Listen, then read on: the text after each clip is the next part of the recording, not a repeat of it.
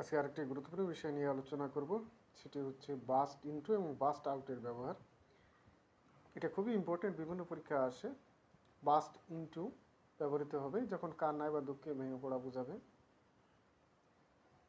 কান্নায় অথবা দুঃখে ভেঙে পড়া। বাস্ট আউট হাসিতে ফেটে পড়া, মানে হেসে ফেটে পড়া, এই ক্ষেত্রে ব্যবহৃত হবে। অর্থাৎ বাস্ট ইনটু কান্নায় ভেঙে পড়া, বাস্ট আউট হাসিতে ভেঙে পড়া। তাহলে নিচের কোনটি কারেক্ট দেখুন তো, আপনি এটি পারেন কিনা ওই দুইটির আলোকে। প্রথম অপশানটা হলো the girl burst out tears. B number the girl burst into tears, অর্থাৎ বালিকাটি বাস্ট আউট টিয়ার্স মানে কান্নায় ভেঙে পড়লো। কান্নায় ভেঙে পড়া অর্থে আমাদের কোনটি হবে, ইনটু না আউট?